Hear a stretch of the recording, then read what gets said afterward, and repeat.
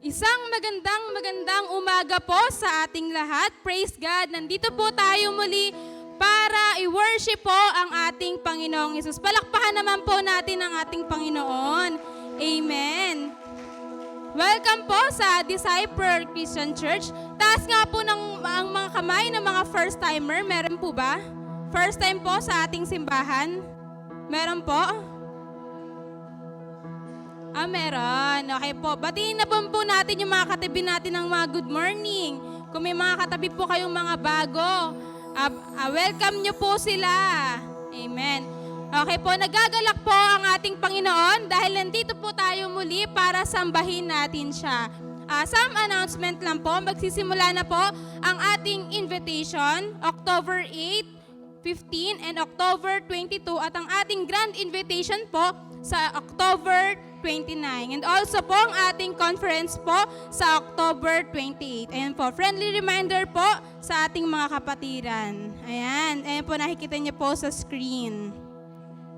Hopefully po magkita-kita po tayo sa ating grand invitation and syempre po sa mga bumili ng ticket sa ating conference. Sige po, tayo pong lahat ay tumayo. And let's feel and enjoy the presence of the Lord. Sa paninimula po ng ating panalangin. Tayo po'y manalangin. Lord Jesus, we worship you, we praise you. Salamat po, Panginoon, sa araw na ito. Salamat sa buhay, sa kalakasan na muli niyong ibinigay sa amin. Salamat sa pagsama sa amin sa isang buong linggo, Panginoon. Hindi niyo po kami pinabayaan, kami po inyong pinagpala. At ngayon pong umagang ito, samahan niyo kami at patuloy ka naming masamba at mapapurihan sa aming mga awitan, sa aming pakikinig. Ibukas niyo po ang aming mga puso nang mapakinggan namin ng inyong tinig, Panginoon. At dalangin ko rin po na maging mabunga ang buong maghapong ito. Sa inyo ang lahat ng papuri, pagsamba at pasasalamat sa pangalan po ng aming Panginoong Hesus. Amen. Hallelujah! Isang malakas na papuri po para sa ating Diyos Ama. Good morning, Lord! Amin ka pong pinapasalamatan sa umagang ito, Panginoon. Kami po ay sama-samang aawit, magdidiwang ang aming mga puso na punong-puno ng pasasalamat sa iyong kadakilaan. Hallelujah! Papuri sa iyo, Panginoon! Pwede po ba yung mga kamay? Come on, sabay-sabay! Itaas po natin ang ating mga kamay. Aawit po tayo. Gagawa po tayo ng music na aawit, na aabot sa kalangitan. Amen? Come on, we sing. Sing, sing, sing, and make music with the heaven.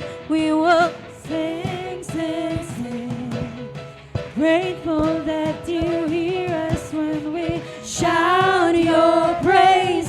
Lift high the name of Jesus. Minsan pa po, mas malakas na awit. Come on! Sing, sing, sing, and make music with the heavens. We will sing, sing, sing. Grateful that you hear us when we shout your praise. Lift high the name of Jesus. Hallelujah.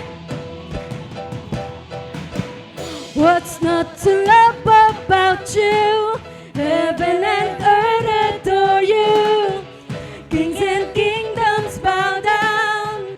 Son of God, you are the one. You are the one. You are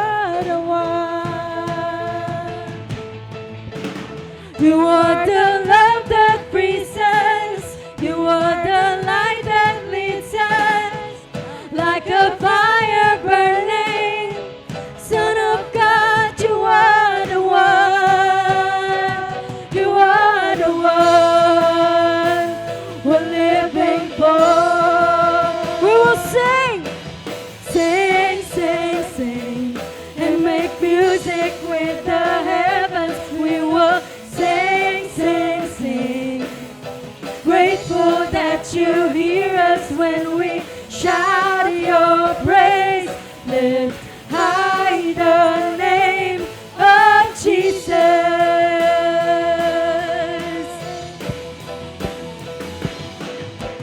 What's not to love about you? Heaven and earth adore you. Kings and kingdoms bow down. Son of God, you are the one. You are the one we're living for.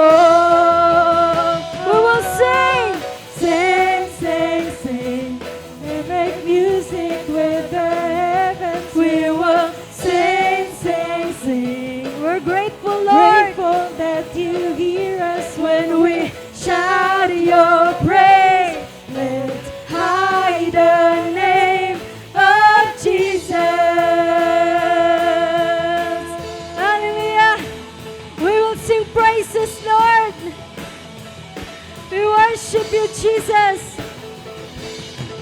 Sing, sing, sing. Come on. And make music with the heavens. We will sing. Sing, sing, sing. Grateful that you hear us when we shout your praise. Lift high the we will sing of Jesus. Come on. We will sing, sing, sing, and make music with the heavens. We will sing, sing, sing. Grateful that you hear us when we shout your praise. Lift high the name. Sing, sing, sing. We make music with the heavens. We will sing, sing, sing. Grateful that you hear us when we shout your praise. Lift high the name of Jesus. Lift your name high, Jesus.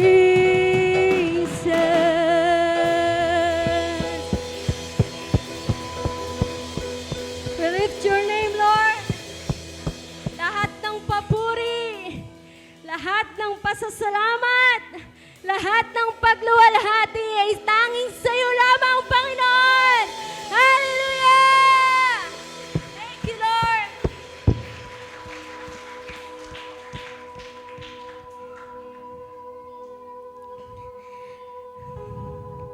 Salamat po, Panginoon.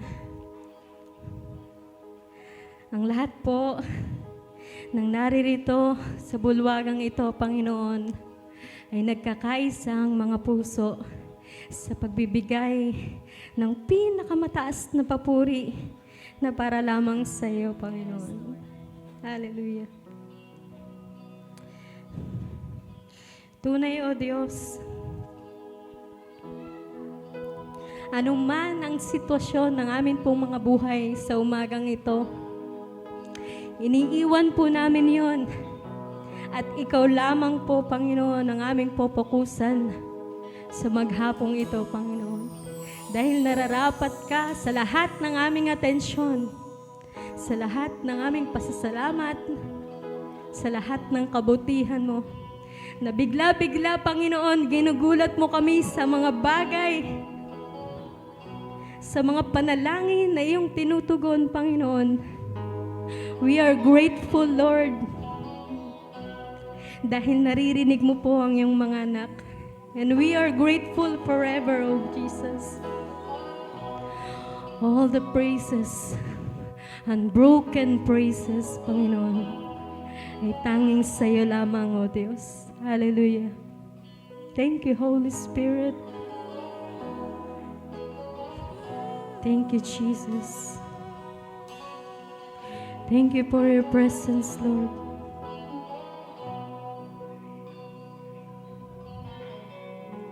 Hallelujah.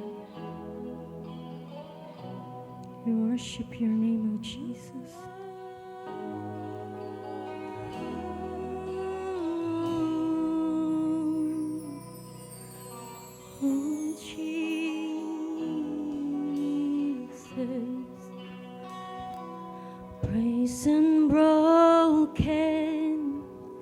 praise unending, be yours forevermore. Praise untainted, praise unfailing, be yours, Lord, be yours forevermore. Be yours, Jesus.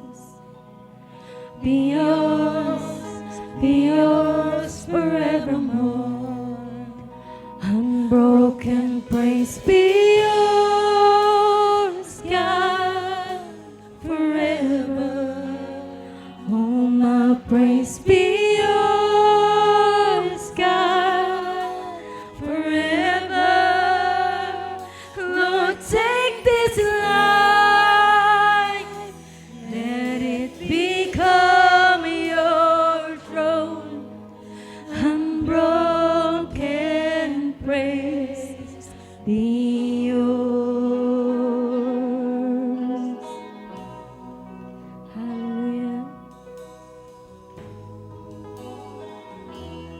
Jesus. My surrender, my devotion, be yours forevermore. Be yours, Lord.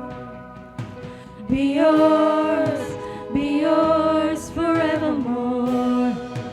Unbroken praise be yours, God, forever. All my praise be yours, God, forever. Lord, take this life, let it become your throne. Unbroken praise be yours, unbroken praise be yours, God, forever. Oh, my praise be yours, God, forever. Lord, take this life, let it become your throne. Unbroken praise be yours.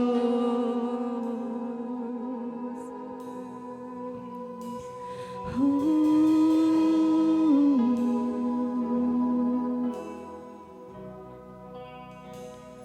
So let my deeds outrun my words, and let my life outweigh my songs, and let my deed outrun my words, let my life outweigh my song.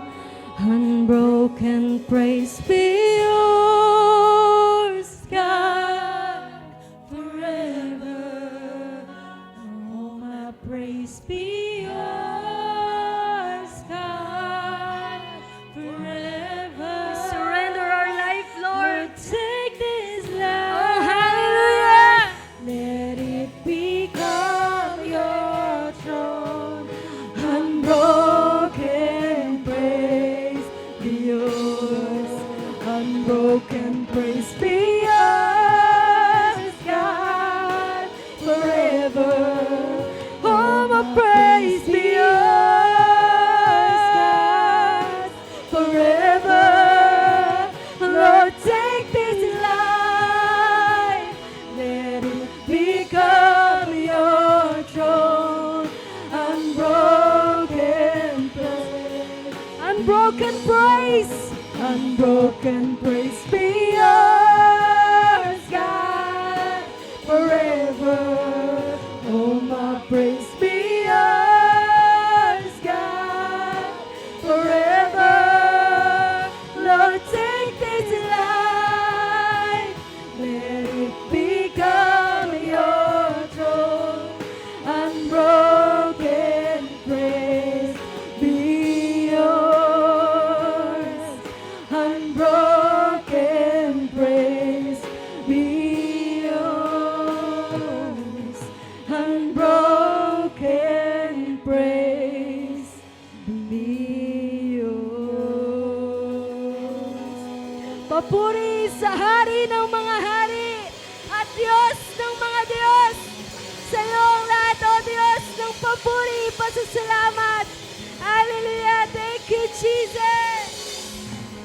Come on! Isang malakas na papuri po para sa Diyos. Hallelujah!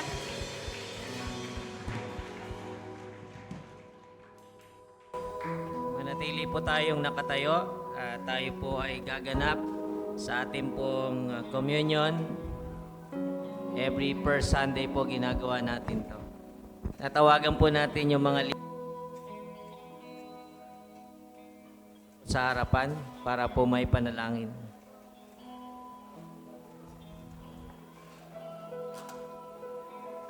Let's pray. Dakila naming Diyos, Ama naming banal na makapangyarihan sa lahat. Marami pong salamat muli sa pribileyo na kami po ay inyong pinagsama-sama. At sa araw nga pong ito, nais po naming alalahanin ang iyong pagmamahal, Panginoong Hesus, sa bawat isa sa amin. Salamat po sa iyong katawan na nasugatan upang kami ay magsigaling at ang iyong dugo ay tumigis para sa kalilinis ng aming mga buhay. Nawa, Panginoon, mabigyan ka namin ng kaluguran sa mga sandaling ito habang aming tinatanggap ang mga bagay na ito, Panginoon, bilang pag-alaala sa iyong kabutihan, Panginoon, sa amin. Salamat po, ito po ang aming pangalan, ito ang aming panalangin sa pangalan ng Panginoong Hesus. Amen, amen. Pakipamahagi po.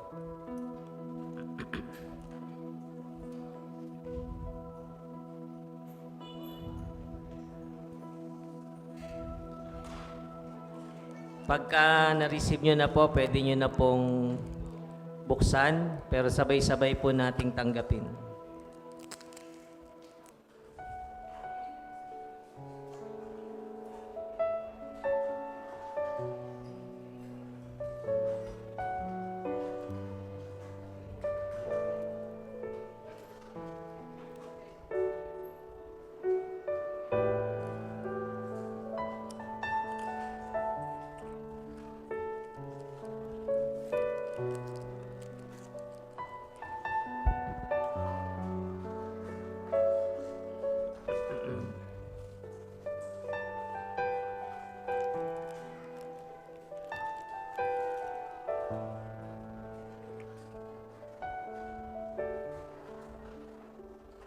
Ang pagtanggap po sa communion elements ay isa pong banal na gawain.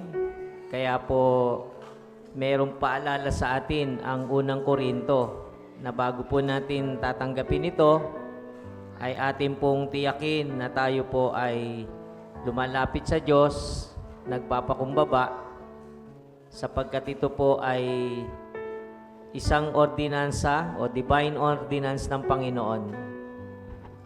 Sa Bible po ay dalawa lang po yung isinusulong na ordinansa ng mga Kristyanismo, no? Ito po yung water baptism at saka po yung taking of communion. Sa iba pong church, ginagawa nila kapag hindi pa po water baptized, ay hindi po nila pinapayagan na mag-take ng communion. Tayo po, as we believe on the Lord Jesus Christ and what He did on the cross, you can take it. At ang Panginoon po ang patuloy nating alalahanin habang ito'y ating tinatanggap. Sabay-sabay po nating kanin at inumin.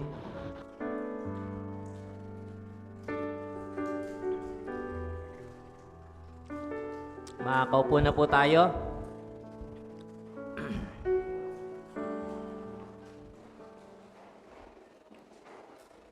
Pakibukas nga po yung ilaw para maaninaw ko naman sila.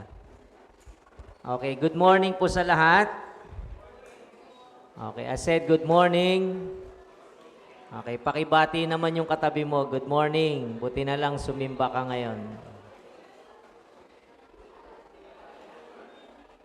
October 1st po ngayon, so bagong buwan na naman. Gusto ko lang pong i-remind ang bawat isa na ito pong buwan na to, pinag-pray po natin August o July pa lang. Ang atin pong gagawin ay we will going to invite again, I hope this month of October, ihanda po natin yung ating pong sarili at ihanda rin po natin yung ating church para po sa mga mai-invite natin. So, 2nd, 3rd, and 4th Sunday, hanggang 5th Sunday, magkakaroon po tayo ng invitation. So, sabihin mo sa katabi mo, get ready. Ay, nako, parang di nagalmusal. Pakisabi sa katabi, get ready. Yan, come on, get ready. So, dapat alam nyo na kung sino po yung pwede nyong ma-invite ditong buwan ng Oktubre. Isa po sa dapat pinagnanasaan o ninanais ng isang mananampalataya ay ang makapagdala po ng kaluluwa sa paanan ng Panginoon. Okay? Kung tatanungin mo, what is the most important in our Lord Jesus Christ o to our God, wala pong iba kundi kaluluwa. No? Isang kaluluwa lang ay napakahalaga po sa Panginoong Hesus. Tandaan natin, lahat ng tao ay kinamatayan ng Panginoong Hesukristo sa krus ng Kalbaryo. Hindi lang tayo. I believe that many people out there, nasa labas po sila, we call it minsan unbeliever, unchurched people, but we need to invite them so that they will also hear the Word of God. Amen? Bilang paghahanda po sa ating pag-iimbita, minabuti ko po na ang ating pong talakayin ay yung ating ibabahagi na mabuting balita. Walang iba kundi ang Panginoong Hesukristo. Everybody say, focus on Jesus. Kailangan po ituon natin ang ating paningin sa Panginoong Hesukristo. Sa araw-araw po, marami po tayong makikitang laban ng buhay, especially if you are a believer. No? Actually, kahit hindi ka believer, marami pong battle in life. Pero mas marami kapag ikay Kristiyano kasi nga nadagdag pa nating problema si Satanas. O kaya naman, yung mga humahatak sa atin para tayo ay pigilan sa pagkikipag-ugnayan natin sa Panginoon. Pero sana makita po ng bawat isa sa atin na mga manampalataya, the secret weapon that we have to become victorious in this life is none other our connection o our relationship with God. Amen? Wala pong iba na paraan para magtagumpay ang isang mananampalataya o kahit ang isang tao, kundi ang kumonekta sa Diyos. Hindi ba nyo napapansin, kahit po yung mga mayayaman, pag dumarating na po sila sa matitinding pagsubok, hinahanap nila ang Diyos. Yung mga popular na mga tao, yung mga sikat na mga tao, pag nasa kanila na po lahat, pati po yung kasikatan, papansinin nyo po, tila baga kulang pa rin ang kanilang buhay. That's why darating ang pagkakataon na hahanapin nila ang Diyos sa buhay nila. Amen? Kaya po, hindi natin pwedeng sabihin na yung mga bagay dito sa lupa ang makakapag-satisfy sa mga tao. Tatandaan natin, there is no satisfaction in life unless you found Jesus. Ang simbahan po o ang isang Kristiyano, huwag po kayong aalis sa mensaheng Jesus is the only answer in life. Huwag po kayong aalis doon. Kasi po, sabi nga ng Luke chapter 19 verse 10, ang Panginoong Hesus o ang anak ng tao ay naparito upang hanapin at iligtas ang mga nawawala. So, ang tinutukoy po ng talatang iyon ay si Jesus Christ. Naparito si Jesus para hanapin at iligtas ang mga nawawala. Amen? Kung ikaw, halimbawa, you found Jesus already, tapos nagsawa ka sa pagiging Kristiyano, nagsawa ka sa pagsisimba, nagsawa ka sa pananalangin at pagbabasa ng Biblia, you can be considered also a loss na naman. Di ba? So, tatandaan po natin, babalik at babalik ka din sa Panginoon. Tama po ba? Because, yun po ang truth. That is the truth. Hindi po iyon isang senaryo lang ng pelikula na naparito si Jesus para hanapin at iligtas yung mga tao. Hindi po iyon isang senaryo lang ng isang pelikula o katang-isip ng tao na pwedeng baguhin. Alam nyo, ang pelikula pwede mong baguhin. Ang mga bagay-bagay sa paligid natin pwede mong baguhin. Pero yung truth about God and about the Lord Jesus Christ, hindi po pwedeng baguhin. Amen? Sabi mo nga sa katabi mo, you cannot change the truth about Jesus. Amen? Come on, you cannot change the truth about Jesus. Whatever your experience, whatever the disturbing factor in your life, yung nag-iistorbo sa'yo, problema man yan, pagsubok man yan, kapitbahay mo o sino man yan, sino man ang nagtatangkang distorbohin ang iyong paniniwala kay Kristo, pagka nagpadistorbo ka, ikaw ang talo. But the truth about Jesus, you cannot change it. Amen? May mga nagtangka po nung si Jesus Christ ay namatay, pero muling nabuhay. Sabi ng mga Pariseo dun sa mga sundalo na nakabantay, huwag niyong sabihin na muling nabuhay yung Jesus nila.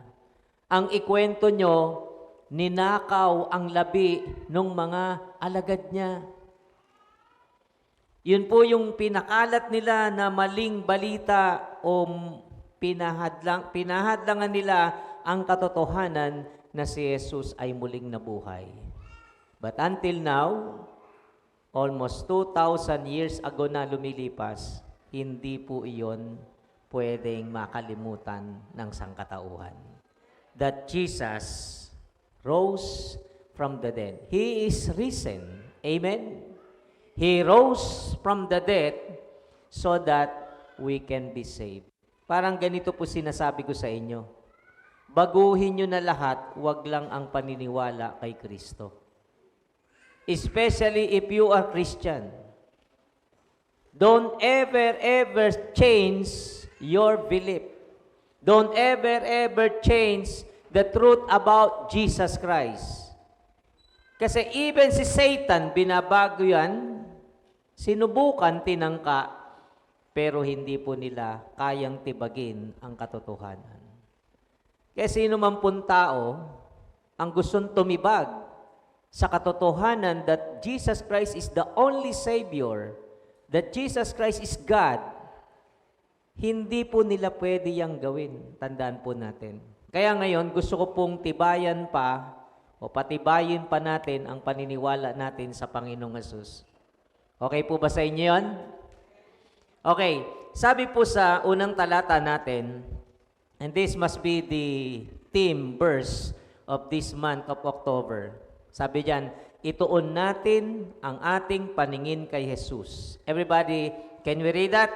1, 2, ready, go. Ituon natin ang ating paningin kay Jesus. Amen? Huwag sa ibang mga bagay kasi delikado. Sabi nga ni Pastor Rapi, ang daming mga Christian pagka yung binless na, naiiba ang utak. Kaya hindi mo masasabi na bless ba o hindi eh. Yung iba, puro pagtitiis. Halimbawa, may mga Kristiyanong nagtitiis, tiyatsaga, hindi nakatagal sa pagiging Kristiyano. Yung iba naman, binless, hindi rin nakatagal. Kaya it's not a matter of what is your situation in life. It is a matter who is Jesus for you. Kasi po pwedeng bless ka, pero sumablay ka rin pagdating sa paniniwala kay Kristo. Maniwala po kayo. Marami na pong nagkaroon ng problema doon. Sabi diyan, ito natin ang ating paningin kay Jesus na siyang pinagmumulan at kabuuan ng ating pananampalataya dahil sa kagalakang naghihintay sa Kanya, hindi niya ikinaya ang mamatay sa krus at siya ngayon nakaupo sa kanan ng trono ng Diyos. In a simple explanation this morning, I want you to know, Christian, that you are here, you worship because you believe that Jesus died on the cross for you. Amen? You will give your tithes and offering. You will clap your hands. You will sing praises and worshiping God because Jesus died for your sin. Amen? Yun po dapat yung lagi nating na sasagi sa isipan natin o natatanim sa puso at isipan natin. Why I am here? Kasi pagka po ganito, binless ako ni Lord kaya ako nagsisimba. Mababaw po yun. Are you following? May karamdaman ako kaya sisimba ako, magpe-pray ako kay Lord. Mababaw pong dahilan yun. You must correct your reason why you worshiping God. Pwede ba yung ganito, Pastor? Kailangan ko ang Diyos, kaya ako nagsisimba. Siguro 50-50. Di ba? You must worship because you believe. Amen? Importante po yung paniniwala o pananampalataya sa Panginoon. At sinasabi ko po rin sa inyo ngayon, pag naniwala ka kay Kristo, don't ever stop. O kaya, don't ever yung babawasan mo. Di ba? Sabi ko nga, ang daming Kristiyano na sa umpisa, ang sigla ng pagiging born again, ng pagiging manampalataya, but later on, habang tumatagal, parang umaasim, o habang tumatagal, parang pumapait, ang kanilang relasyon kay Kristo. Hindi na ganon kagana sa pagsisimba, hindi na ganon ka-excited sa pagbabasa ng Biblia, pananalangin. At minsan napupunan na natin yung mga bagay-bagay sa paligid po natin. Especially kung meron pang mga tumutuya sa atin, dagdag pa natin yan. Totoo ba talaga si Jesus? So yun po yung gusto kong anuhin sa inyo. People need to hear about Jesus. Pakilipat mo, anak. Si Jesus po ang tunay na kailangan ng lahat. Sabi nga po natin, Jesus need all people. Amen? Kailangan ni Jesus ang mga tao, pero kailangan din ng mga tao si Kristo. Diba? People need Jesus Christ. People need the Lord. Amen? Hindi man po pare-pareho ang karanasan at naangkin natin sa buhay, dapat may Jesus ang lahat. Amen? Pwedeng sa buhay po, hindi tayo pantay-pantay. May mahirap, merong nakakaalwal sa buhay, merong mayaman. Pero ang maganda, kahit iba-iba yung status ng buhay, pero mas maganda kung pare-parehong nakakakilala sa Panginoong Jesucristo. Amen? Amen?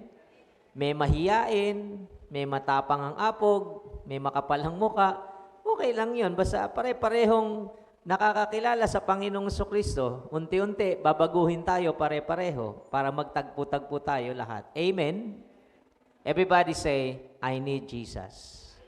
Come on, sabi mo sa katabi mo, you need Jesus. Amen? So ito po ay napakahalaga. Now, this morning, magsimula po tayo sa unang lesson. Ang unang lesson natin, Jesus is God's final word. Everybody say, Jesus is God's final word. Narinig nyo na ba to? Yung salitang, I think sinasabi ko to madalas din wala nang sasabihin ang Diyos ngayon na hindi niya sinabi noon. Okay? Kaya po may Bible tayo. Yan po yung basihan natin. Diyan natin hinahanap yung mga sinasabi ng Diyos sa mga tao. Okay? Tandaan po natin. Yon. Okay? Pero ang Diyos po, meron tinatawag na final word sa mga tao. Paano nating masasabi na Jesus is God's final word? Si Jesus pala, kung meron mang hangganan yung salita ng Diyos, si Jesus na yon. Period. Amen? Halimbawa, maraming sinabi ang Diyos sa mga tao noon, maraming sinabi ang Diyos sa mga tao sa panahon ni Jesus, maraming sinasabi ang Diyos sa panahon natin ngayon sa mga tao, pero the final word is Jesus Christ. Tingnan niyo po itong verse na to Di ko alam kung makukuha nyo, pero sana kuhanin nyo kasi napakahalaga po nito. Paano ba natin masasabi na ang isang tao kailangan niya na si Jesus ay mapakinggan niya o yung mabuting balita tungkol kay Jesus? Because Jesus Christ nga po is the God's final word. Okay? Tingnan niyo po ito. Ngunit nitong mga huling araw, siya'y nagsalita sa atin sa pamamagitan ng kanyang anak. Sa pamamagitan ng anak ay nilikha ng Diyos ang sanlibutan at siya ang piniling tagapagmana ng lahat ng bagay. Okay, tingnan niyo po Paano ba nagsimula lahat ng buhay? Alam niyo ba kung paano nagsimula ang lahat? Di ba? Wala naman tong earth. Di ba? Of course, meron ng langit, nandun ang Diyos, nandun ang kanyang mga anghel, wala pa yung mundo. Paano nagsimula ang kwento ng mundo? Alam niyo po ba nagsimula ang lahat sa pamamagitan ng salita? Are you following? Are you following? Reviewin niyo sa Genesis. It all started in the Word. Everything in this world is started in the Word of God.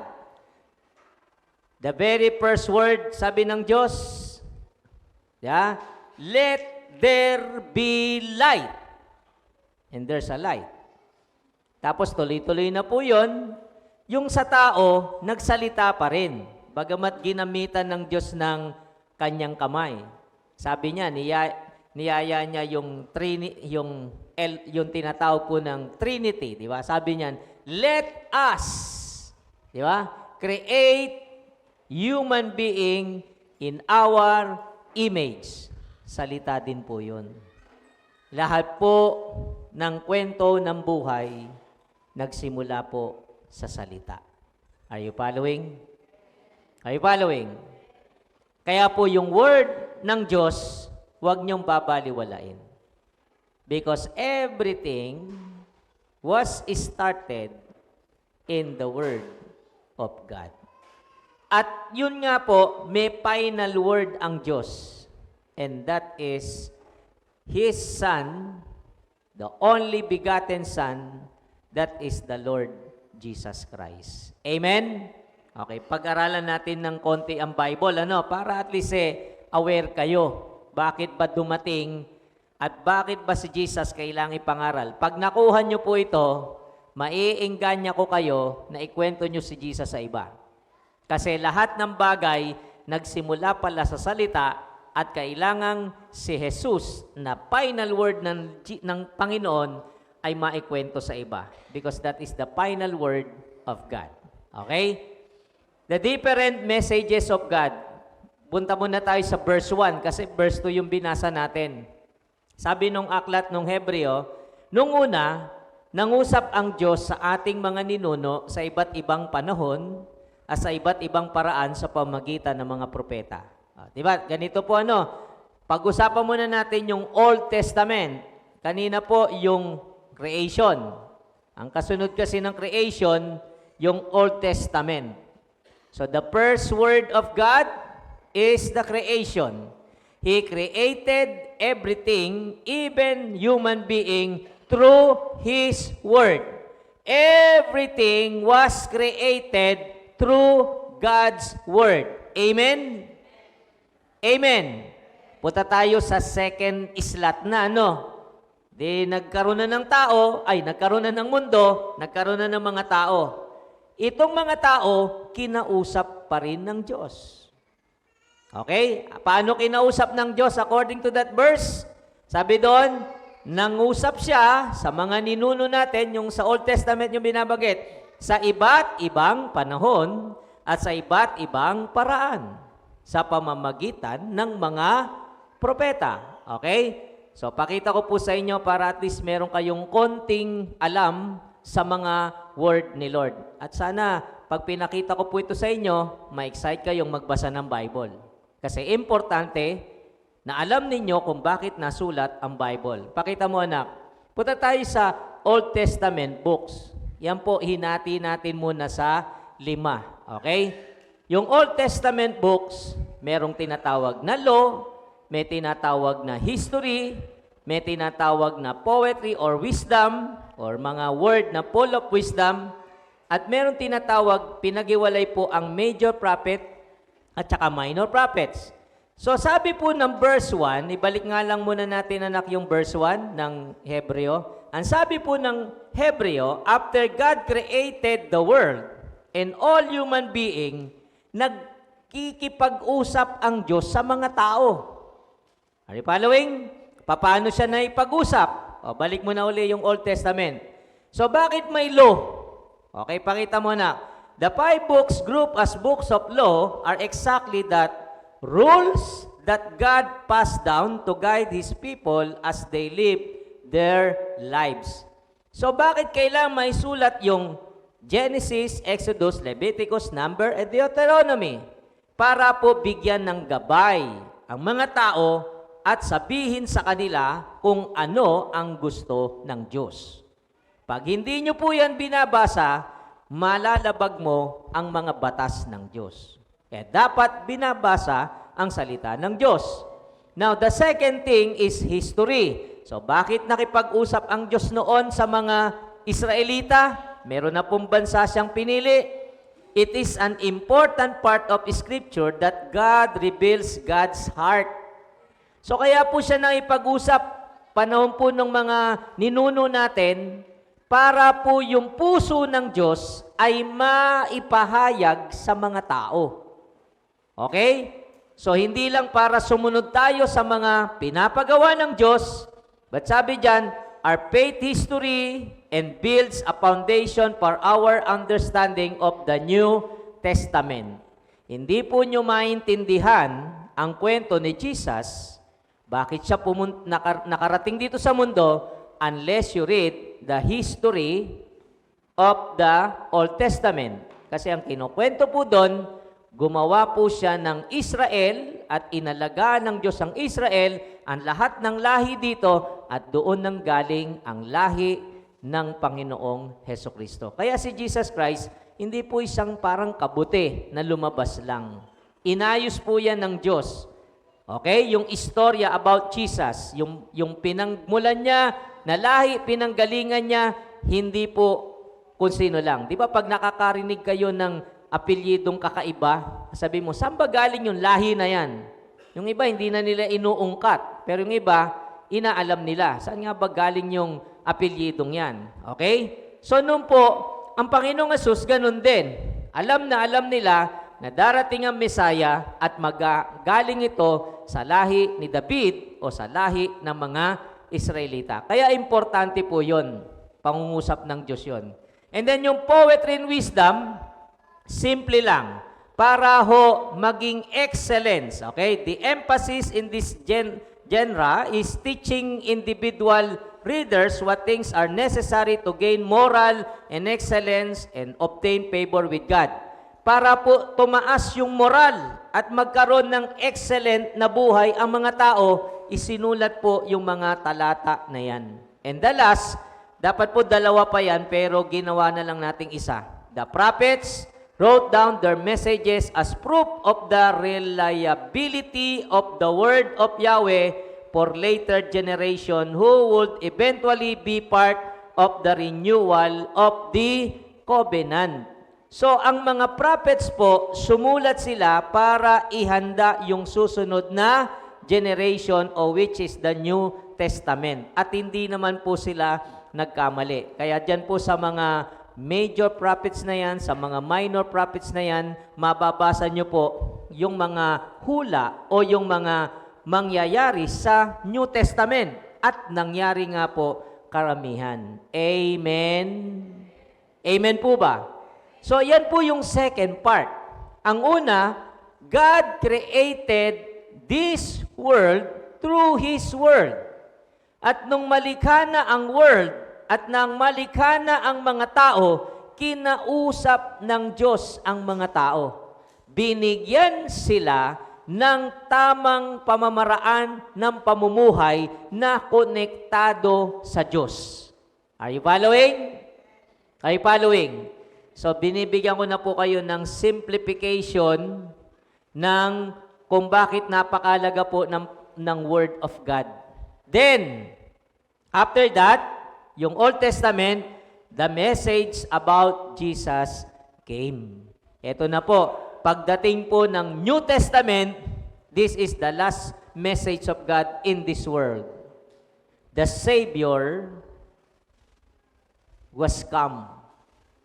So ang tao po nagkasala, nahiwalay, patuloy na inaabot ng Diyos ang tao. Pero ang greatest plan ni Lord, ipadala ang kanyang bugtong na anak. And the last or final word is the Lord Jesus Christ. Amen? Kaya pag si John po, binasa nyo, John chapter 1, tingnan nyo, anong tawag ni John kay Jesus Christ? Sabi po, Jesus is the Word. Okay? At ang salita ay nagkatawang tao. Kaya kita nyo, ang salita po, si Jesus Christ. Again, sabihin nga po natin, Jesus is the God's final word. Come on everyone, Jesus is the God's final word. Final word po yan. Kaya kailangang malaman ng mga tao. Kailangan marinig ng mga tao ang tungkol kay Kristo. Because pag hindi nila narinig ang final word, they will be punished. Parurusahan po. Kumbaga, may mga sinabi ang Diyos noon, itinuloy niya to sa Old Testament, at yung New Testament, until now, this is the final word that we need Jesus in our life. Your husband needs Jesus. Your family needs Jesus. Every single person in this world, they need to hear about Jesus. Sabi po ng verse 3, kanina binasa po natin yung 2, 1, and 3 ngayon. Ito po yung pag-uukulan natin ng pansin. Hebreo 1:3. Pwede po samahan nyo ako magbasa kung naaninaw nyo. Ang anak ang maningning na sinag ng Diyos. Kung ano ang Diyos, ay gayon din ang anak. Siya ang nag-iingat sa lahat ng bagay sa pamagitan ng kanyang makapangyarihang salita. Pagkatapos niyang linisin tayo sa ating mga kasalanan, siya umupo sa kanan ng makapangyarihang Diyos doon sa langit. Why Jesus is the final word of God? Ito po yon, kinungklud na dito. Ngayon, para maintindihan mo ang buhay mo, at para natin maintindihan yung lahat ng pangyari sa mundo, kailangan po konektado ka kay Jesus Christ. And wag lang kayo magko-connect. You must understand who is Jesus and what Jesus can do to your life. And even to your extension life. Yung tinatawag nating eternal life. Okay, isa-isahin natin, ano? Medyo marami to, 5 to. Bilisan lang natin. Number 1. Radiance of God's glory. Sabi ng talata, ang anak ang maningning na sinag ng Diyos. Okay? So, di ba, nagsimula tayo sa creation. Tapos nangusap ang Diyos sa Old Testament. Tapos pinadating si Jesus Christ. Anong sabi? Nung dumating si Jesus Christ, ano ang sinasabi ng Bible? Ang anak, ang maningning na sinag ng Diyos. Kasi po, ang mga tao, hindi talaga sila makapaniwala kung totoo ba ang Diyos. Kasi ang Diyos nun, ang kinakausap lang niya, yung mga man of God yung mga propeta. So karamihan ng mga tao, nagdududa talaga sa Diyos. Kaya ang ginawa ng Diyos, tinupad na niya yung kanyang pangako. Lumabas na si Kristo, nagkatawang tao si Kristo, at eto na, siya yung sinag, okay, radiance of God's glory. Kumbaga, kung gusto nilang maranasan ang kalwalhatian ng Diyos doon sa Old Testament, ang nakikita lang nila ulap. Pagka nakakita na sila ng ulap, that is the glory of God. Pag nakakita na sila ng ulan, that is the glory of God. Pero nung nagkatawang tao si Kristo, sabi ng Bible, ang anak, ang maningning na sinag ng Diyos. Mas mauunawaan mo ang patungkol sa Diyos sa espiritual na mga bagay kapag si Kristo ay iyong tinanggap. Sapagkat siya ang maningning. Pag sinabi pong ningning, sinag yan sinag. No? At yung sinag po na yon, iyon po yung nagbibigay liwanag. Kaya si Jesus Christ tinawag ding light of this world o light of the world. Di ba? Ibig sabihin yung mga bagay na malabo sa iyo, yung mga mahirap mong unawain tungkol sa Diyos o tungkol sa Kanyang mga salita, mauunawaan mo lang sa ningning ng liwanag ng Panginoong Jesucristo. Kasi siya ang magpapaliwanag ng lahat ng bagay sa iyo. Pag tinanggap mo si Jesus Christ, maiintindihan mo ang tungkol sa Diyos, maiintindihan mo ang great plan ng Diyos sa mga tao kapag nasa iyo si Kristo. Why? Siya po ang magpapaliwanag nito sa iyo. Amen? Amen. You cannot understand God unless na dumaan ka kay Jesus. That's why Jesus Christ claimed it. In John 14:6, I am only the way, the truth, and the life. No one cometh to the Father. No one can understand to my Father except through me. You cannot understand God. Hindi po kayo ma-excite sa tungkol sa Diyos. Hindi nyo po mararanasan ang kadakilan, ang kalwalhatian ng Diyos unless na si Kristo ang daanan mo. Because Jesus Christ is the radiance of God's glory. Palakpakan natin ang Panginoong Jesus. Palakpakan natin ang Panginoong Jesus.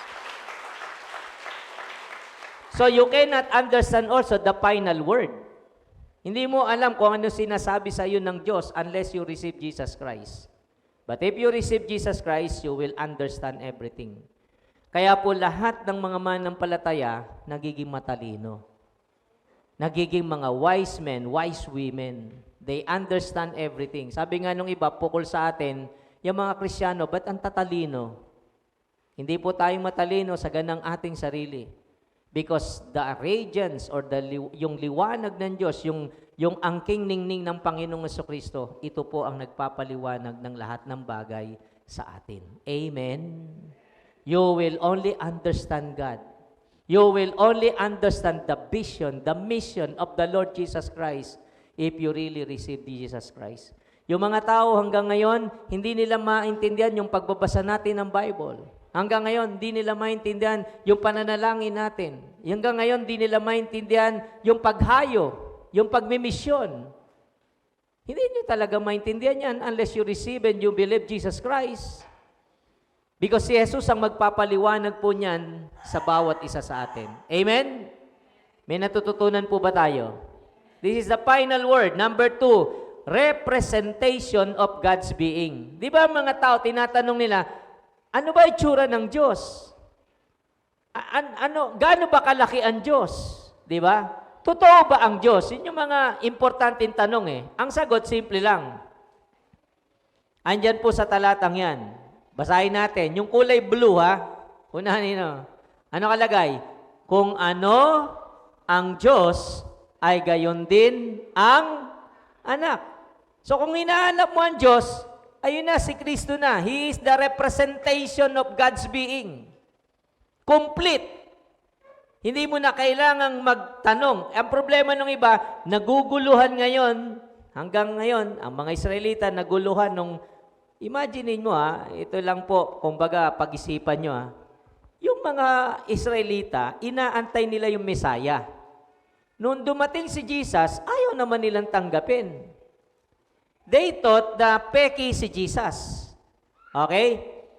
Ngayon naman po, siyempre, pag sinabi mong peki si Jesus, napakasama mo kasi ang nakalagay sa Bible, kapag fake si Jesus, you are antichrist. Definitely, you are antichrist. So, ang ginawa po nung iba, para hindi naman sila mapabilang sa mga antikristo, ginawa nila ng sari-sariling paniniwala tungkol kay Jesus. Si Jesus ay anghel, si Jesus ay propeta, si Jesus ay tao, si Jesus ay taong ginawang Panginoon, binigyan po nila ng iba't ibang paniniwala. But that is not the purpose of God. That is not the message of God. The message of God o the final word, gusto niyang magpakahayag sa mga tao. That's why Jesus Christ became a human being. Kaya kung hahanapin niyo ang Diyos, kung tatanungin niyo ang Diyos, kung iisipin niyo kung totoo ang Diyos, ito na po ang sagot. Sabi ng Bible, kung ano ang Diyos, ay gayon din ang anak. Amen? Sabi nga po natin, kung ano ang Diyos, ay gayon din ang anak. At lahat ng pagka-Diyos ng Diyos ay makikita mo sa anak. Kaya if you really want Jesus Christ, ala pong po pwedeng makadirekta nga sa Ama. Wala pong pwedeng dumirekta sa Diyos nang wala po si Jesus. That's why imagine ninyo, your parents, your children, your family, your friends, your relatives, sabi lang, gusto naming makalapit sa Diyos. You need Jesus. Because you cannot enter to God, you cannot directly go to God unless you will, dadaan ka kay Kristo. Hindi ho po pwede. Walang shortcut. Amen? Amen? Walang shortcut. Karamihan ng mga tao gusto ng shortcut Makasimba nga, tas makauwi. O yan na Lord, binigyan na kita ng ano. Hindi po ganun. Are you following? Alam nyo, sa ibang ang reliyon, sa totoo lang, meron silang tinatawag mga sakramento pa. Kala nung iba, na sila, bona fide na ganon. Hindi po. Unless you become, kailangan mong pumunta dun sa proseso ng mga pagiging sakramento o ano man. Sa atin din po may process. Hindi po pwedeng maging taga-upo ka lang. That is not the final word of the Lord. Are you following? O, di ba, nagkatawang tao si Kristo. Tama? Anong ginawa ni Kristo? Nung nagkatawang tao siya, gumawa lang ba ng gumawa siya ng himala dito sa lupa? Hindi po. Ang problema ng mga tao, gusto natin puro himala. Di ba? Ang Panginoong Jesucristo ba, nung dumating dito sa lupa, nagbigay lang ba ng nagbigay? Well, nagbigay siya, pero hindi po lang yun ang ginawa ni Jesus Christ. He make disciple. Amen? Gumawa siya ng mga alagad, yung mga susunod sa Kanya. Hindi lang yung umaasa sa himala, hindi lang yung mga umaasa sa mga binibigay ng Diyos. Kundi ang sabi, Jesus Christ came here and He chose His disciple and then He commanded them. Nung umakyat po si Jesus Christ para lang isipin natin na talagang seryoso sa.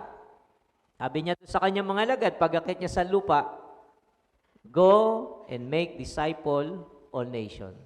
Hindi naman sinabi ni Jesus Christ kila Pedro, gumawa kayo ng gumawa ng himala, O lahat ng mga kailangan ng mga tao, ibigay nyo Kaya po kaming mga pastor, di namin din ginagawa yon. Ano yung gusto nyo, pagkumpas namin, may himala. Pag-pray namin, may himala. O kaya pag may pangailangan, bibigay namin. No. We make disciple. Amen? That's why you are here. We train all of you. We teach all of you how to obey God. Because that is the message of God. Mali po ang basa ng mga tao sa pagpunta ni Kristo dito. Pero sana kayo po, kung tatanggapin niyo si Kristo, pag-isipan niyong mabuti. Actually, nung araw po, panahon ni Jesus, may magtatas ng kamay eh. Sasabihin niya, Panginoon, gusto ko pong maging alagad niyo. Dinidiscourage nga ni Jesus eh.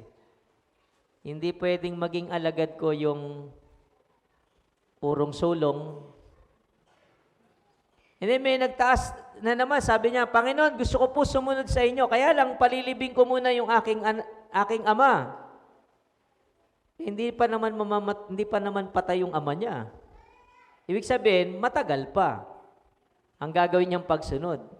Sabi ni Jesus, hayaan mo na yung mga patay nila na sila maglibing. Pero kayo, sumunod sa akin. Kaya po, yung representation ng God's being, mabigat po ito. Ang pagsunod kay Jesus Christ, mabigat po ito. Hindi ho ito madadaan sa simba-simba lang. Hindi po ito madadaan ng pray-pray lang. Kaya po yung totoo sa iba, Lord, ano bang kulang ko? Marami. Marami kang bagay na hindi mo ginagawa na gusto ng Diyos. Nakasimba ka lang ngayon, akala mo okay na sa Diyos? No. Yun pa lang siguro simula, pero marami pa. O yung iba sabihin, ayoko nang sumunod sa Panginoon, marami pa lang dapat gawin. But that is the final word. Alalahanin mo, kakailanganin mo ang Diyos, at hindi mo mararating ang Diyos Ama nang hindi ka dadaan kay Kristo. Amen? Amen? Kaya po minsan ganito may nagpa-pray sa akin mo, Pastor, pag-pray nyo nga po yung sakit ko.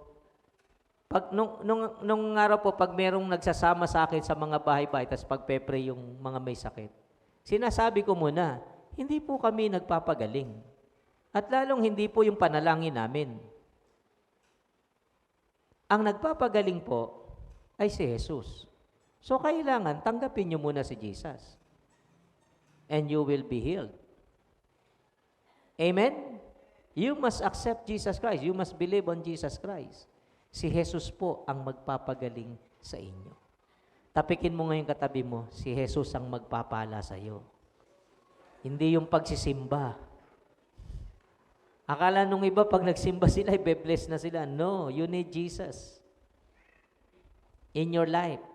Tiyakin mo sa sarili mo if you really accept Jesus Christ in your life. Did you understand? Because if you have Jesus, you have God. Because Jesus is the representation of God's image. Amen? So, wag nating daanin sa madalian ang Panginoon. Kasi yung iba po, ganun ang ginagawa. Yung iba nga po, pag nadaan ng simbahan, mag-aandang krus lang, na okay na sa kanila. Kalukuhan po yun.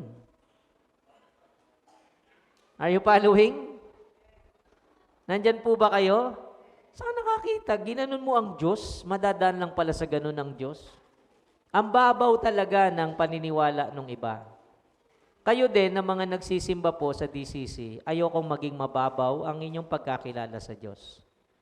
Ang pagkilala po sa Diyos, dapat every day, not only every Sunday. Amen? Makakatulong po yun Pag Monday, si Jesus ang hari mo. Pag Tuesday, si Jesus ang Lord mo. Pag Wednesday, siya pa rin. Pag Thursday, siya pa rin. Hindi ka mahirapang magsimba pag linggo. Amen?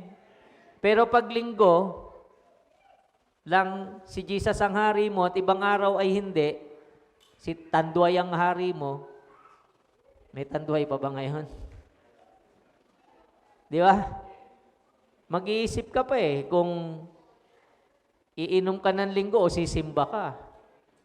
Kasi ganun po dapat ang relationship kay Lord. Okay, I hope you understand me. Amen? Number 3, ito po maganda. Remaining in all things. Remaining in all things. Sabi, siya ang nag-iingat, yung blue lang po babasahin nyo siya ang nag-iingat sa lahat ng bagay sa pamagitan ng kanyang makapangyarihang salita. Remaining in all things. Di ba? Si Jesus po ang nagpapanatili sa lahat ng bagay. Ano sinasabing sa lahat ng bagay? Lahat-lahat po. In all aspect of your life, siya magpapanatili.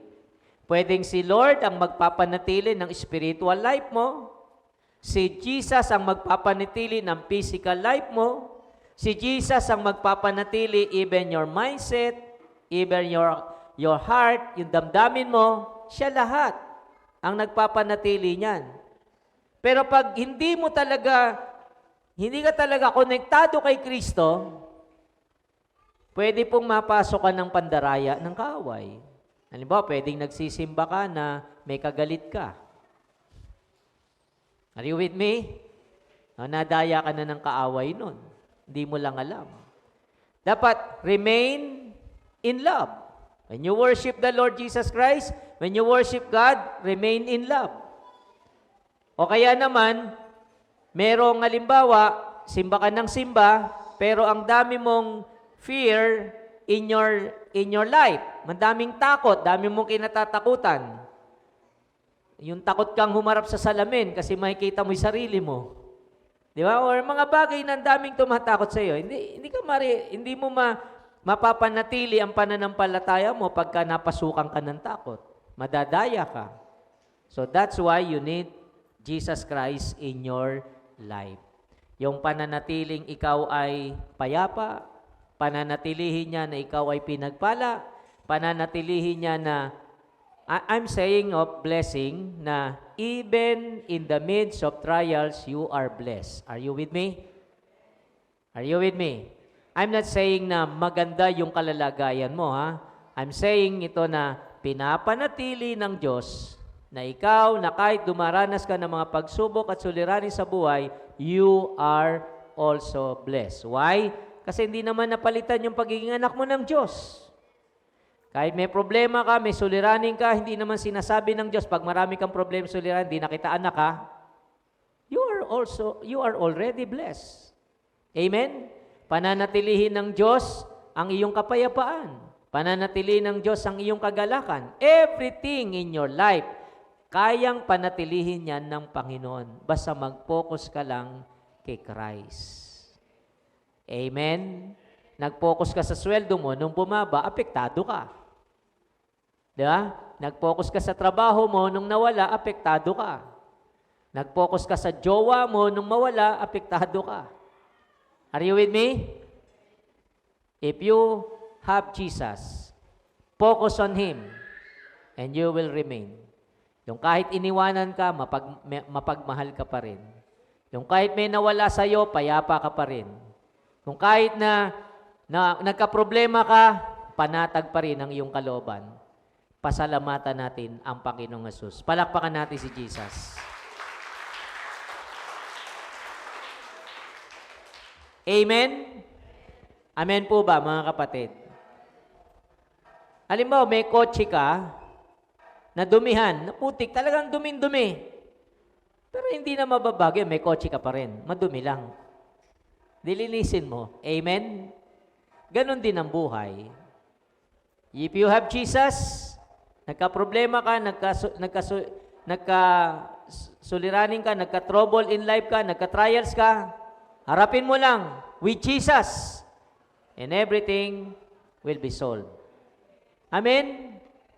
Number 4, redeem us according to God's plan.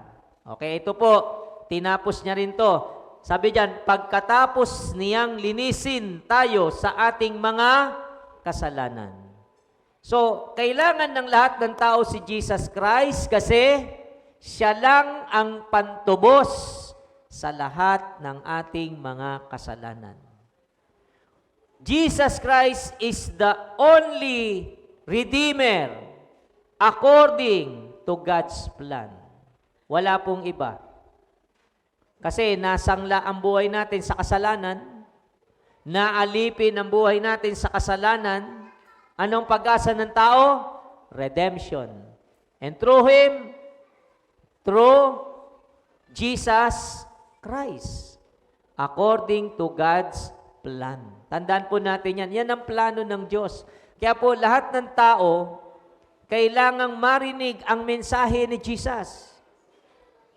Kailangan makita ng tao na makasalanan siya, hiwalay siya sa Diyos.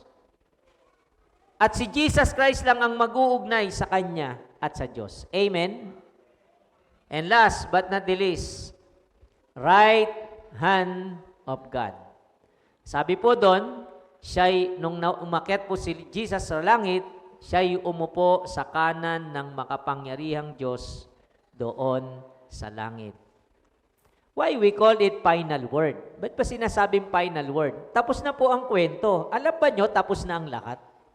Sabi mo sa katabi mo, tapos na ang lahat.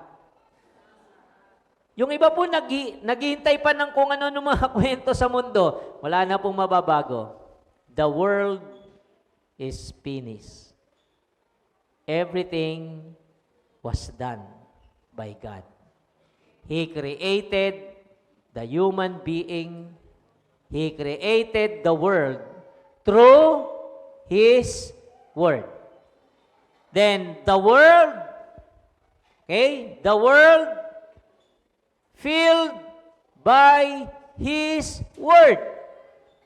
Nung nilikha po ng Diyos ang mundo at ang sangkatauhan, pinuno po niya ng salita niya.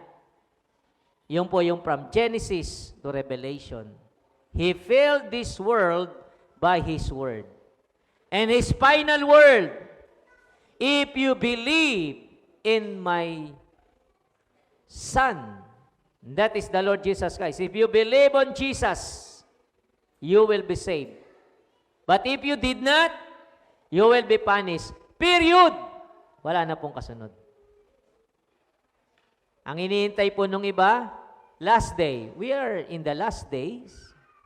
And the last message of God is, if you believe on Jesus, you will be saved. If you did not believe on Jesus, you will be punished. That is the end of the message of the Lord. Kaya po, ang final word ni Lord sa mundo, si Jesus. Are you following? The last word of the Lord Jesus Christ, or of the Lord in this world, is none other than the Lord Jesus Christ. Kumbaga, bago po period, ang buong kwento ng mundo, si Kristo po nasa dulo. You need, take it or leave it. Believe it or not. Ang mga tao naghihintay, mali po kayo ng pagkaunawa sa mensahe ng Diyos. Ang Diyos po ang naghihintay sa tao. Kung maniniwala ka, ligtas ka. Kung hindi ka maniniwala kay Kristo, mapapahama ka. That is the final word of God. Amen? Did you get it? Did you understand? Pumalakpak po yung nakakaunawa ngayon. Amen? That's why you need to share Jesus to other people. Hindi po pwedeng baliwalain si Kristo because He is the final word in the whole world. Amen? Kaya po makikita nyo, bago umakyat si Jesus Christ, yun ang final word ng God sa buong mundo. Go and make disciple of all nation. Lahat ng tao sa mundo, they need to hear about Jesus Christ. Sapagkat si Kristo ang katapusan ng lahat ng bagay. At mapapansin niyo po, kung magbabasa rin kayo ng Book of Revelation, kinote doon, the Alpha and the Omega is the Lord Jesus Christ. Amen? Ang simula at ang wakas ay si Jesucristo. Paano nyo unawain yun? Well, sabi ng Bible, everything was created through Jesus Christ. So He is the Alpha. And the final word of God is Jesus Christ. He is the Omega, the beginning and the end of the history of everything in this world is none other Jesus Christ. Magpasalamat po kayo kung nakilala nyo ang Panginoong Jesucristo. Kasi alam nyo na ngayon ang katotohanan at alam nyo na ang kwento ng buhay nyo. Matatapos po ang mundong ito, maniwala po kayo. Pero huwag kayong magala, may pangwalang hanggan. At sino ang mapupunta sa mga pangwalang hanggan? Yung naniwala sa final word. Amen. Yung hindi naniwala sa final word, mapapahamak. Ngayon, dito po ako magko-close kasi baka mamaya yung iba sa inyo, hindi maniwala pa rin. Di magbigay tayo ng example. Nung panahon po ni Noah, ang word ni Lord nun, ang word ni Lord, gugunawin ko ang mundo. Mamamatay ang lahat ng tao. Ayaw maniwala ng mga tao nun Pasaway talaga Inutusan ko si Noah na gumawa ng arko at kailangang sumakay kayo doon kasi gugunawin ko ang mundo. Ayaw maniwala ng mga tao. There is a word, Okay?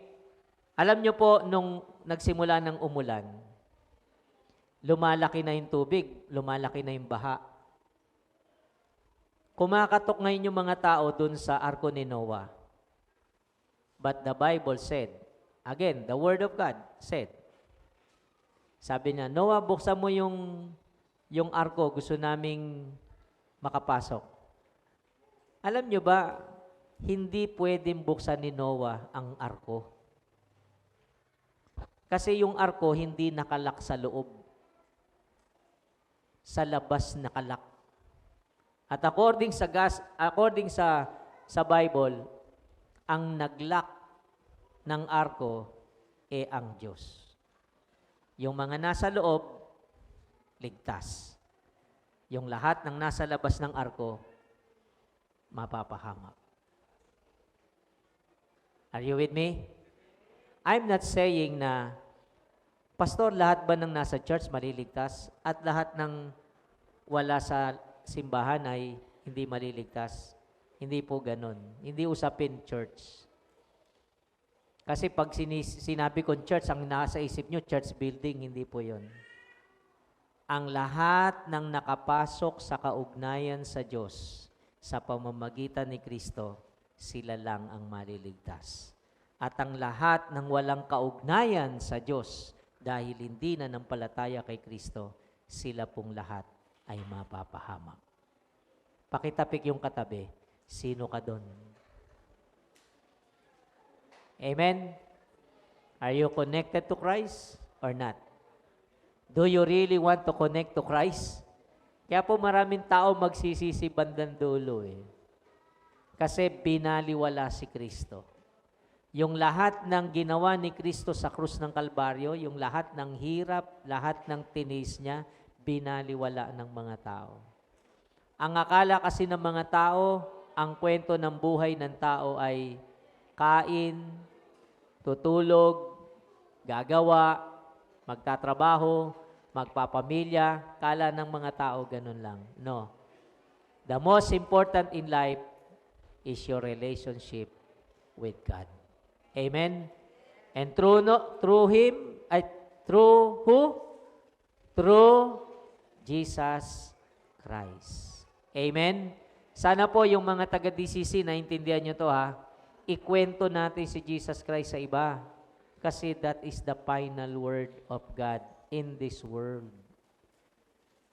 They need to believe, they need to hear about Jesus. If they did not hear the word or the word about Jesus, wala na silang pagkakataon. Kaya sana po, bawat isa sa atin, please lang mga kapatid, ganahan po tayo na ikwento si Kristo sa ibang mga tao. Especially sa ating mga pamilya, huwag nating pabayaan. Because Jesus Christ is the final word in this world. Amen? So yung iba baka nagtatanong kayo, Pastor, ba't ko babasahin ng New Testament? The whole New Testament is focused on God, on Jesus. It means that is the final word. Tapos na po ang lahat ng sasabihin ng Diyos sa tao. Nilikha niyang mundo, kinakausap niya tayo hanggang ngayon, buhay pa tayo. At sinasabi ng Diyos sa iyo, tanggapin mo yung bugtong kong anak na si Jesus. And then, this world will be last. Matatapos po ang mundo. Amen? Nagkalat pa man din po ngayon yung mga teaching ngayon na magugunaw na daw ang mundo. So kayo po, I'm not saying that this is the final days. I'm saying that Jesus Christ is the final word of God. Wala na pong sasabihin sa inyong Diyos mula ngayon, kundi kailangan mo lang maniwala kay Kristo o tatanggihan mo si Kristo. Pag naniwala ka kay Kristo, tatanggapin ka sa kaharian ng Diyos. Pag tinanggihan mo si Kristo, hindi ka makakapasok sa kaharian ng Diyos. Amen? Tumayo po yung mga gustong mapasok sa kaharian ng Diyos. Come on, tumayo po tayo and let us worship the Lord. Hallelujah. I hope you understand the message. Kung may mga tanong man, pwede po kayo magtanong sa amin.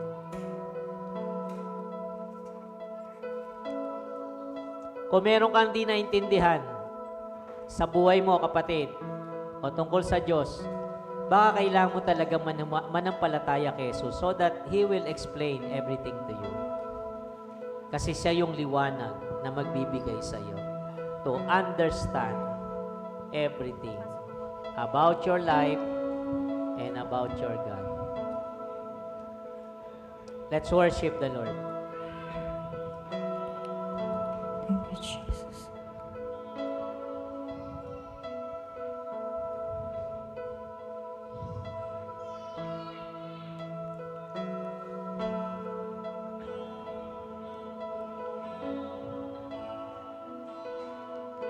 I take the bread of life, broken for all my sin. Your body crucified to make me whole again. I will recall the cup Thank you, Lord. put out in sacrifice to trade his sinner's sin for your new covenant. Hallelujah.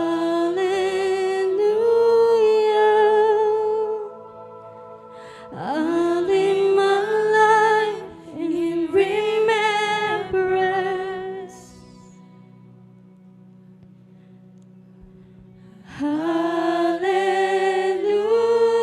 Hallelujah. Your promise I won't forget. Thank you, Jesus. Thank you, Lord. I walk salvation's road with fear and trembling. Your way borders my own, as Christ is formed in me. Hallelujah. I'll live my life in remembrance.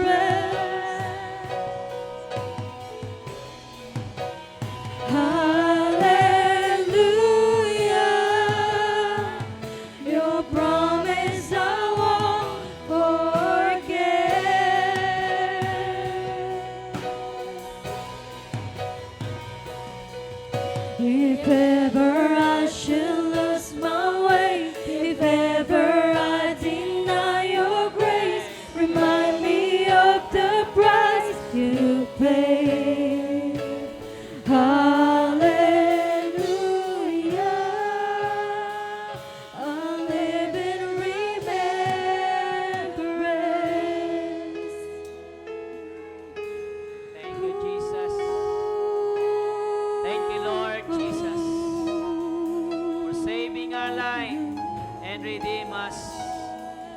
Hallelujah.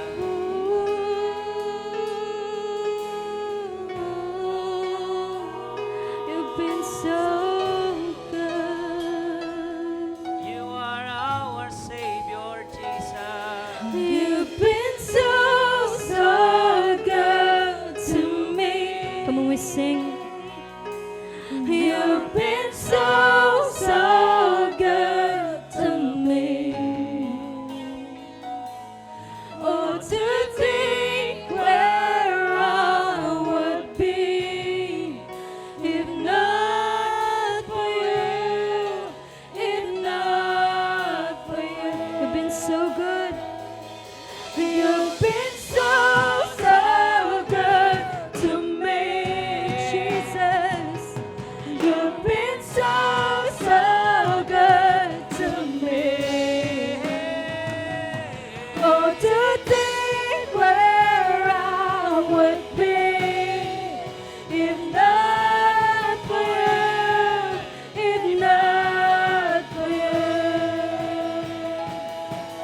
As far as heights reach from the depths, as far as east is from the west, so far your grace has carried me. Until I see you face to face, until at last I've won my race, remind me you're not finished yet. Hallelujah.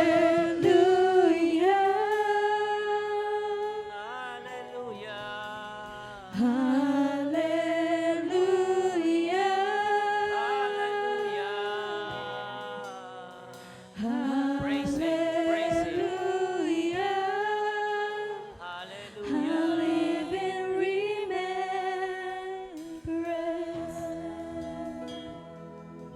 Hallelujah. Thank you, Lord. Thank you, Jesus. Thank you, Lord. We will pray. Pero bago po ako manalangin, final word today sa bawat isa sa atin. Kung naguguluhan ka pa rin sa mga pangyayari at minsan sa buhay mo, baka po this is the time that you need to believe on Jesus.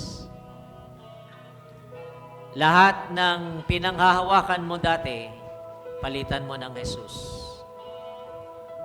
Kung ikaw naman ay tumanggap na sa Panginoon, naglilingkod ka na sa Diyos, pero parang bigat na bigat ka at nagtatanong ka rin, what am I going to do? Bigat na bigat ako sa pagiging buhay Kristiyano ko. Gusto ng Panginoon iangat ang pananampalataya mo sa Kanya sapagkat your faith need to grow. Need to grow. Kung nabibigatan ka sa pananampalataya mo, sa connection mo sa Diyos, isa lang sinasabi sa iyo ng Panginoon. Patulong ka sa Diyos, itaas pa ang level ng pananampalataya mo. And you will understand everything. At kung meron namang nagtatanong, naglilingkod naman ako sa Panginoon, pero bakit may mga nangyayaring ganito? Ang lahat po ng pangyayari sa buhay, minsan di natin mababago. Pwede kang makaranas ng problema, pwede kang makaranas ng suliranin, pwede kang makaranas ng pagsubok. You cannot change all this in your life. Ang katawan mo nangihina, you cannot change that. Ang katawan mo nagkakasakit, you cannot change that. At ang isang bagay na hindi natin pwedeng baguhin, mamamatay po ang lahat. But the most important thing, you have a relationship with Jesus. Whatever the situation of your life, at least you serve God. Kung mamamatay ka man, o kung may sakit ka man, at least you serve Jesus. Naglingkod ka sa Panginoon. At bibigyan ka ng Diyos ng reward sa Kanyang harapan. My point is, wag na wag po ninyong pagdududahan ang patungkol sa katotohanan tungkol kay Jesus. You must continue to believe. Believe on Him. Believe on Jesus. And Jesus is waiting for you in heaven. He is looking at you right now. If you believe on Him or not. Let us pray. Lord, teach us to believe on your Son. Teach us to receive and believe on Jesus Christ. Because the truth is, Jesus is God. Jesus is Lord. Jesus is your final word in this world, oh God. Thank you very much, Lord, for the blessing. Thank you very much, Lord, for the message. And today, I pray that every one of us here, we will continue to believe on Jesus. Hindi po kami mag-aalilangan, hindi po kami manghihinayang, whatever the cost. Kung yung mga Kristiyano po nun, buhay po nila naging cost just to continue to believe on you. Hindi po sila nagpatalo, hindi sila naginto.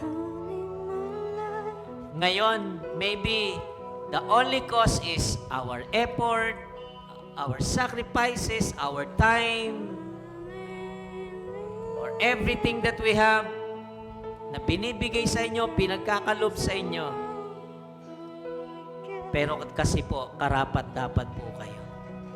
Karapat-dapat ka, Panginoong Hesus, na alayan ng aming buhay. Karapat-dapat ka, Jesus, na handugan ng mga bagay sa aming buhay.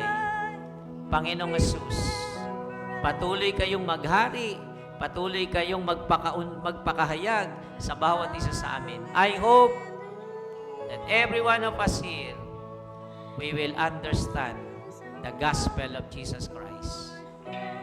The only way to go to heaven, the only way to reach out God is none other Jesus Christ. Thank you, Jesus.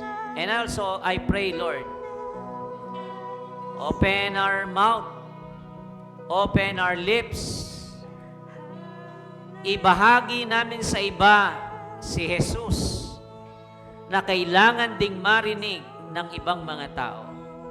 Because Jesus Christ is your final word in this world, O God. Marami pong salamat. Turuan nyo kaming manampalataya. Turuan nyo kami, Panginoong, lumago sa pananampalataya. At turuan nyo kaming magpatuloy na nananampalataya sa iyo, Panginoong Hesus.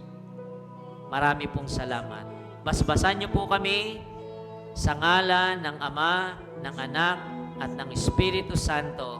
Ang lahat po ay magsabi ng Amen, Amen. Palakpakan natin ang Panginoon. God bless all of you. Next week po, mag-ready po ang Abraham Esther para sa invitation. God bless all of you. Kamayan po natin yung isa't isa.